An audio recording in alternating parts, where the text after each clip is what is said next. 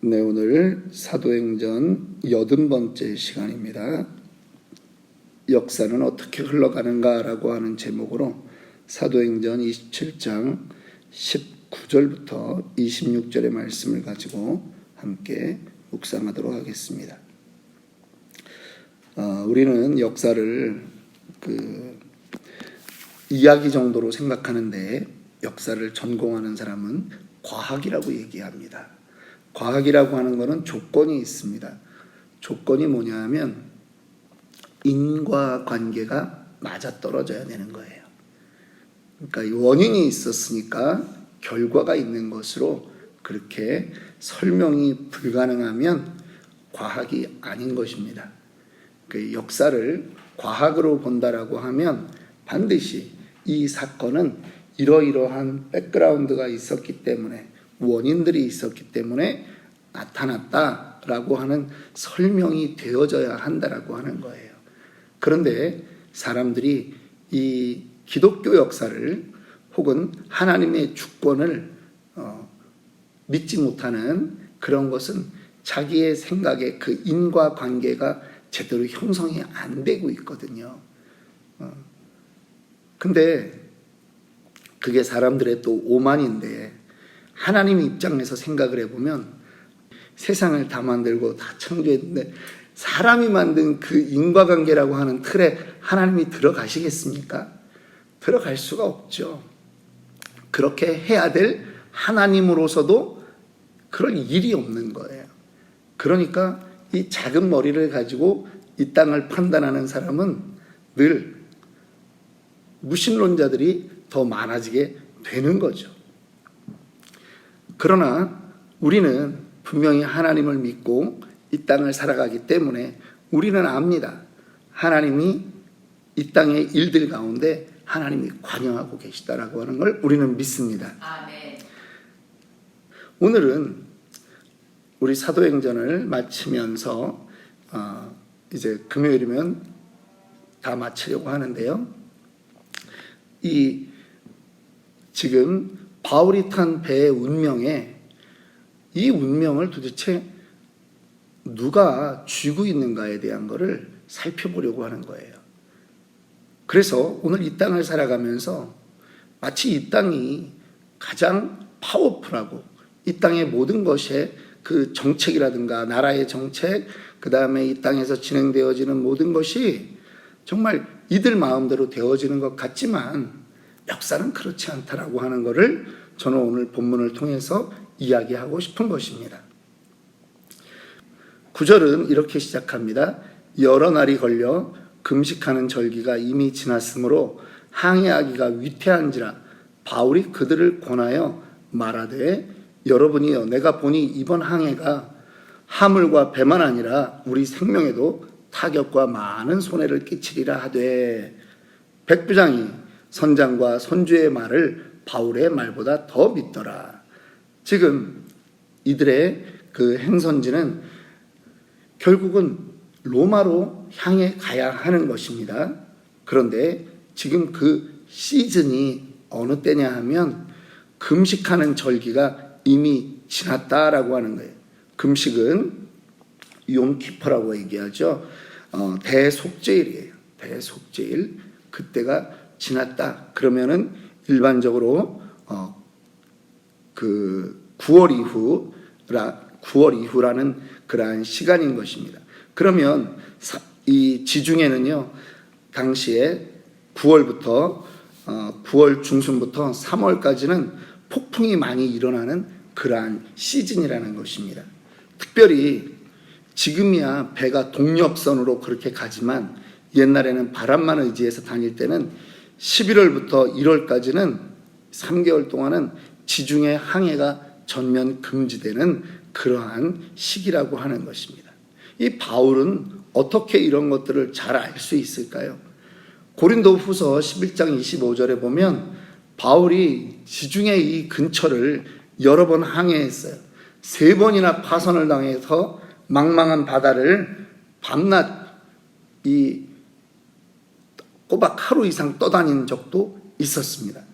그러니까 바울이 전도 여행을 다니면서 그냥 전도만 했다, 이게 아니에요. 바울은 대단히 견문이 넓은 사람이라고 하는 거죠. 그러니까 백부장과 그들에게 말하는 거예요. 야, 지금은 시즌이 좋지 않다. 지금 오히려 딴 데 가서 우리가 겨울을 좀 지나고 그렇게 가는 것이 옳겠다라고 권하는 거예요. 그런데 사람들의 입장이 그렇습니다. 바울의 말은 그냥 무시되는 거죠. 저거 예수쟁이 이렇게 하고 마는 거죠. 그들은 지금 선장이나 선주는 뭐가 더 중요합니까? 돈을 더 많이 벌어야 돼요. 빠른 시간 안에 빨리 가면 이문이 더 많이 남습니다. 오히려 백부장도 그들의 말을 들었습니다. 그런데 12절에 보니까 베닉스에 가서 겨울을 지내자 하는 자가 더 많으니 이렇게 표현되어 있어요. 사람들은요, 지금 더 많으니라고 하는 말은 뭐냐면 지금 거기서 중요한 사람들이 서로 의견을 교류한 거예요. 그래서 토론의 결론이 난 거예요. 어디로 가자? 베닉스라고 하는 곳에 가서 거기에 가서 머물자. 거기까지 가는 데는 큰 문제가 없을 것이다 라고 하는 거예요. 여러분, 지금 누가가 성경을 기록하고 있는 거예요. 바울의 행적을 기록하고 있는데 오늘 이 토론이 누가의 입장에서는 왜 기록을 해야 됐을까요?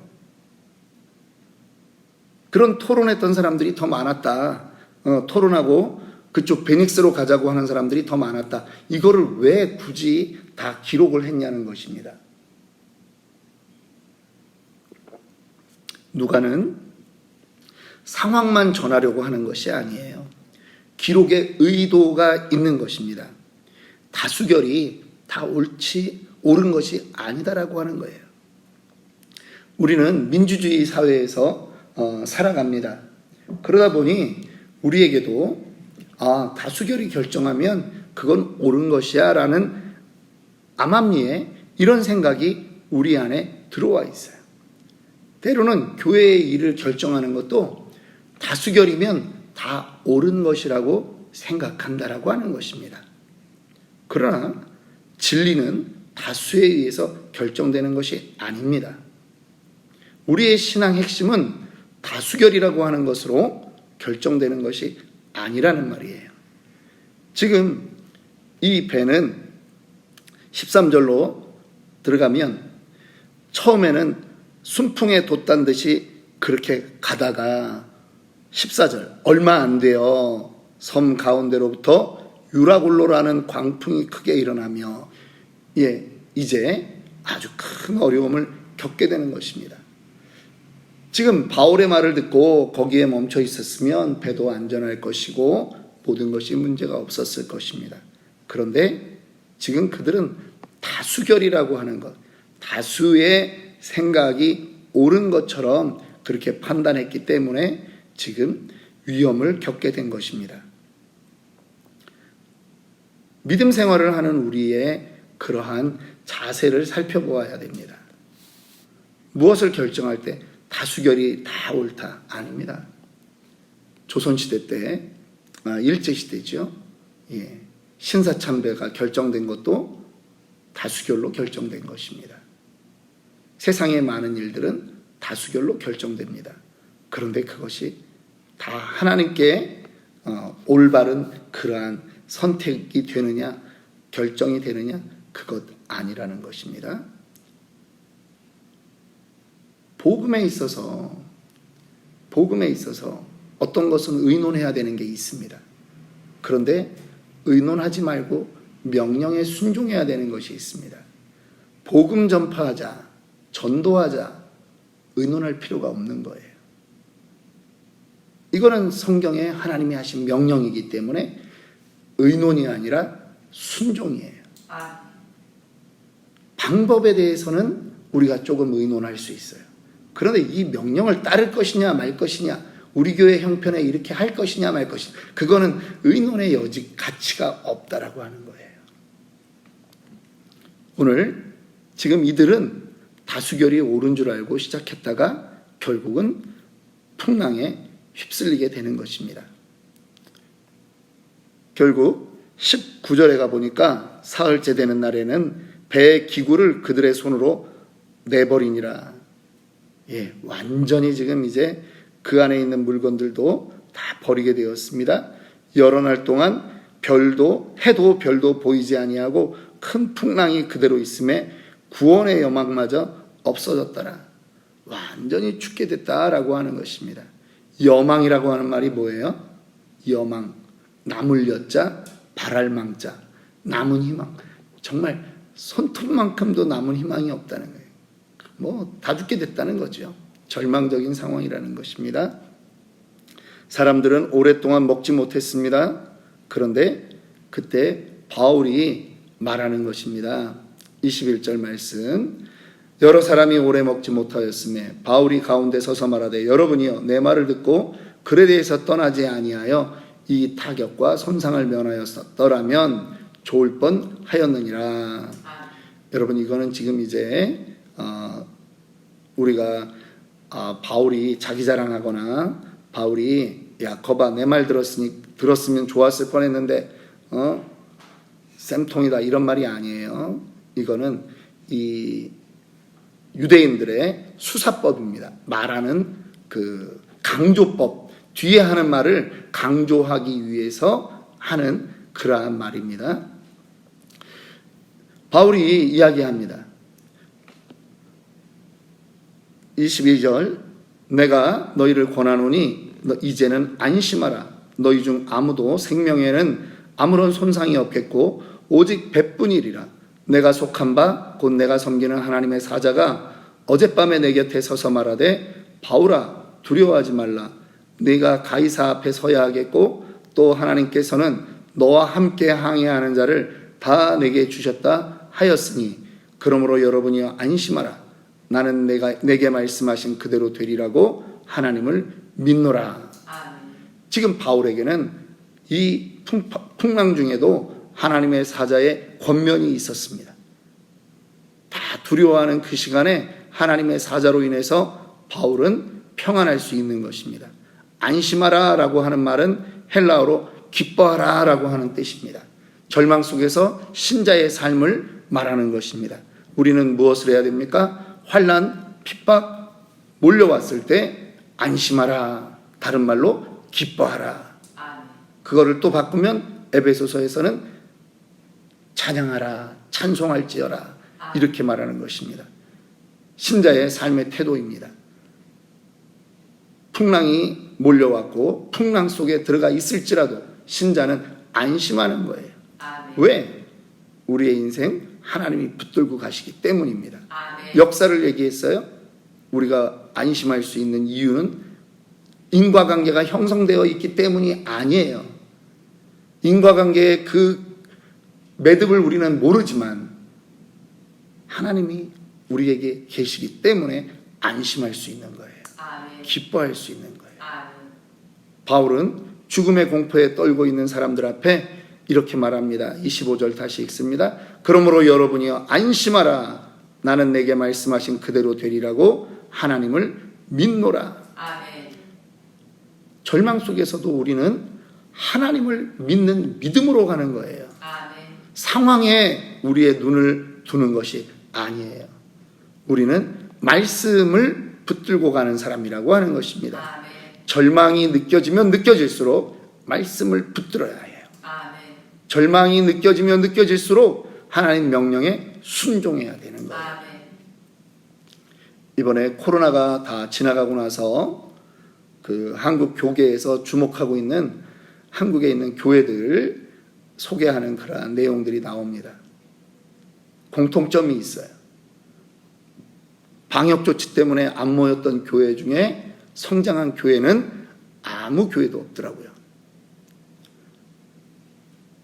방역 수칙을 지키면서도 전도했던 교회 자리를 좀 띄어서 앉았지만 그래도 모임을 두 번 있던 모임을 4번, 5번으로 만들어서라도 모였던 교회, 그 교회가 살더라고요. 예배에 집중했던 교회가 살아났던 것을 지금 보여주고 있어요. 그러면 우리 교회도 다시 거기에서 그럼 정말 우리가 좋아하는 과학이다, 인과관계다, 이거를 찾으려면 거기서 찾아야 되는 거예요. 우리 머리로는 이해가 안 되지만 교회는 예배 드리려고 하니까 그 교회가 살더라. 하나님이 살게 해주시는 거거든요. 아멘. 사명에 순종하려고 했더니 하나님이 그 교회를 살려주시더라라고 하는 거예요. 아멘. 하나님의 눈동자는 늘 순종하는 자에게 있는 거예요. 아멘. 하나님의 눈동자는 유라굴로 광풍 가운데서도 누구에게 있느냐? 바울에게 있는 거예요. 믿으십니까? 아멘. 그래서 지금 하나님이 바울에게 약속합니다. 이 배에 탄 모든 사람이 너와 함께 항해하는 자를 다 내게 주셨다 하였다는 거예요. 24절 하반절이 말씀입니다. 그들의 생명이 누구의 손에 달려 있어요? 바울의 운명에 달려 있는 거예요. 여러분, 이 땅의 모든 것이 크리스찬의 그 행동에 달려 있는 거예요. 존재 가치를 내가 하나님의 자녀로 두고 살면 세상의 모든 것이 우리를 중심으로 다시 재편되게 되어 있다라고 우리는 믿는 것입니다. 아멘. 하나님이 이 일을 하실 거예요. 아멘. 하나님이 하시는 거예요. 아멘. 세상을 두려워할 이유가 없는 거죠. 그래서 우리의 정체성을 회복해야 돼요. 아멘. 하나님의 자녀예요. 하나님의 자녀라고요. 로마서 8장은 그래서 말씀하잖아요. 너희가 다시 무수하는 종의 영을 받지 아니하였으니 우리가 아빠, 아버지라고 부르짖느니라. 아멘. 성령이 우리의 영과 더불어 우리가 하나님의 자녀인 것을 증언하시느니라. 아멘. 자녀이면 또한 상속자, 곧 하나님의 상속자요 그리스도와 함께한 상속자니. 믿으십니까? 아멘. 그와 함께 영광을 받기 위하여 함께 고난도 받아야 할 것이니라. 아멘. 생각하건대 현재의 고난은 장차 우리에게 나타날 영광과 비교할 수 없도다. 아멘. 이게 은혜잖아요. 우리가 뭐냐 이거예요. 우리가 뭐냐. 하나님의 아들, 딸이잖아요. 자녀잖아요. 상속자잖아요. 양자된 존재잖아요. 아멘. 그런데 왜 눈치 보고 사냐 이거죠. 역사는 하나님이 주관하시는데 이 하나님이 주관하는 역사는 하나님의 자녀, 하나님의 뜻에 순종하는 자의 그 삶을 중심으로 흘러가게 되어 있다라고 하는 거예요. 아멘. 물론 궁극적으로는 하나님의 심판의 날로 향해 가고 있는 것이 기독교적 역사관이에요.